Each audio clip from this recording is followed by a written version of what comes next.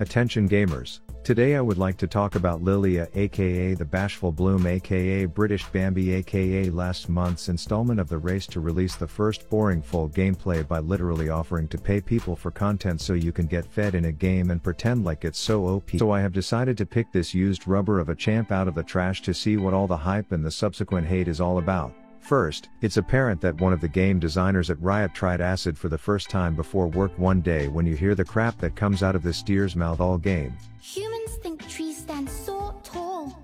but they're lying on the air. And second, the general consensus of this champ is that she absolutely sucks, and her win rate doesn't disagree.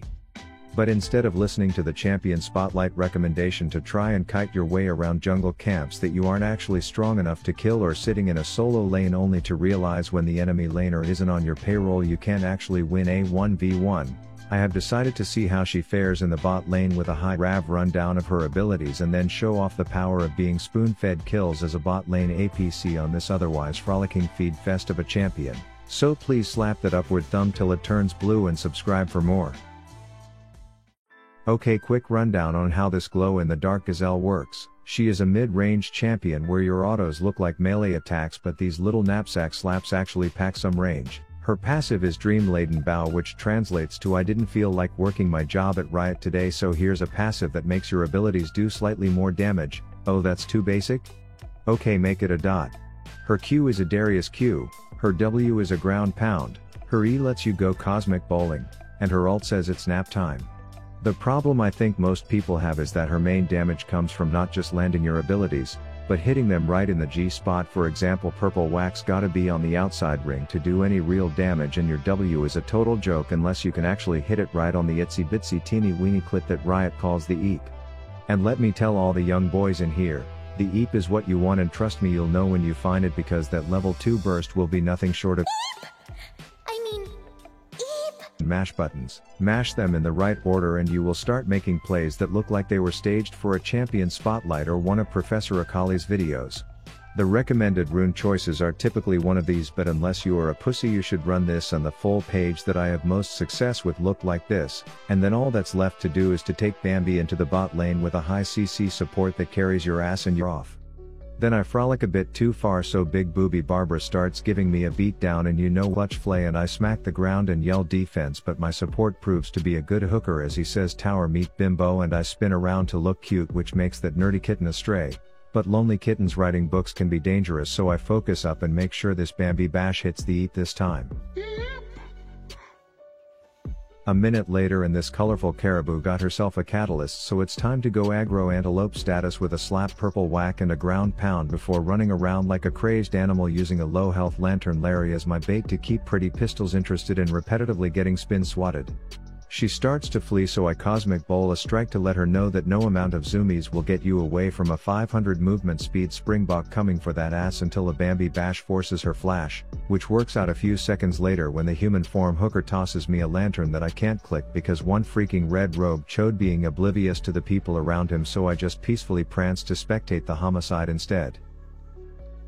Then I get some alone time with the Godfather's daughter, and rather than laning Krayat I just keep getting more and more excited, so I call up my support and tell him that he has to try this cause I know once he starts playing he'll get others hooked too, and sure enough he gets MF, so I play one more round, hit a ground pound, then send that kitty to the lost and found before I make like a hyphen and dash. And you can bet your sweet bippy that a 4 and 0 RAV that already can't last hit for shit is going to be looking straight through these midgets like they are windows and trying to fight, so I splatter some glowing grape guts onto Miss Perky Tits and then I hit my ult to say nighty night as Skelly Boy puts Sleeping Beauty in a purple play pen, and yeah, she gets the Bambi bash and back to the fountain combo before the tower gets involved, which leaves me alone but the stupid dot from this damn deer's passive. Makes it freaking impossible to fight near statues without embarrassing yourself by losing a damn one. But it's totally okay because bot lane Bambi main here to teach you that if I land a single ability, I can ult and we get a free kill, so I flash only to display the accuracy of a tranquilized hippopotamus, but at least I remember to ult the already chain CC'd and death sentenced MF before nailing an eeped up purple whack on the Healy hairball. Then laning against a floating kitten all game has my support whining about wanting to adopt one, so I tell him there's some bipolar black tabby mid and we can take a trip up to see it, but the moron gets entirely too anxious and flashes in, scaring it away, so I stick some roofies up her ass to put her asleep, but the bitch is too feisty, so I just spin slaughter her and tell Thresh that we'll have to find another one. But the dude won't shut up about me euthanizing some stray that was never going to love him anyway, so when I finally find another one I do everything in my power to make it stay put, but by the time we get there the damn thing has woken up, only for me to look over and see Thresh aggressively latched onto someone else's cat, so I tell him that's stealing and destroy any evidence of the crime. Meanwhile he has totally lost his mind trying to grab some chick that he swore was just a cat, and I can't have a support being so distracted by pussy, so I'm forced to hit her with a frolic into flash whack and wait combo before slapping a dank Bambi bash and skipping off like a stone cold killer. But at this point he has gone full psychopath, saying if he can't have a cat then no one can, as he grabs the first person he sees who owns one, so I run up to make sure he doesn't get himself into a mess, which results in 2 more fatalities, all because of his stupid feline fetish.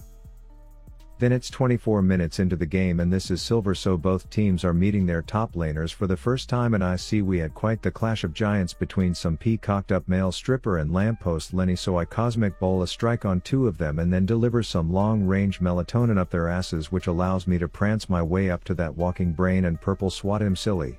We take a quick breather as I tell the blue babies to make like a tomato and catch up, and once they do our roided up high school wrestler of a top lane decides that dying under a tier 2 turret is for pussies, so he goes and dies under inhibitor turret by himself instead, and I hear Thresh saying that he saw some bitch turn into a cat again, so I know exactly what he is about to do, and sure enough he grabs her, and then your typical uncoordinated gold elo shitfest of players lining up single file to die one at a time ensues.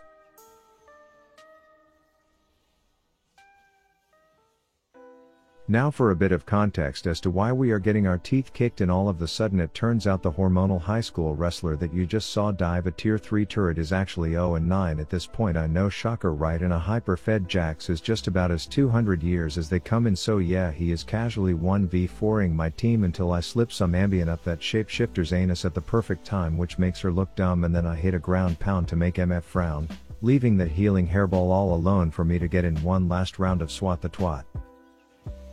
Then, since literally everything that's said is a part of fails miserably, I tell him to go sit top because at least he can't feed minions while the rest of us play some bot lane ARAM, and sure enough my support is off blabbering about the damn cat lady again, grabbing her to get a closer look, which actually turns out well, and despite me getting uranium bombed by that noodle noggin virgin and our team having to take a quick piss break at fountain before we fight again, I am feeling pretty good about this. But sure enough, freaking Set, king of the feeding dumbshits, decides to throw a screw in that plan by teleporting in 40 seconds after the fight for the sole purpose of going 1v4 flanky Frankie. My head's blanky before deciding his work here is done and piecing the fuck out, but his performance was enough to bait my dumbass back in, as well as the dragonfly, so naturally we both die. This condemns me to the torture of being stuck in a black and white world, only able to watch him gag on his own saliva for 40 seconds until I finally get back up with a purple smack vengeance, but it's too late and the bad guys take this one home. So without further ado, give it up for the 1-14 Set. A little word of advice for you, man, just start paying your opponents to let you kill them and you can actually do well. Get fed. My totally serious gameplay guide on the British Bambi. Shout out to all my support on Patreon that helps make up for the fact that league content on YouTube is the most financially rewarding for the low effort content creators that clickbait you into their traps, so I appreciate that you appreciate the effort I put into writing these scripts instead of actually trying to get better at this game. Pet your dog, jerk your ween, buy some Ravi Boy merch, check out my second channel Rav and Highs for daily uploads of nonsensical off meta duo bot lane madness, and brush your teeth tonight. Rav out.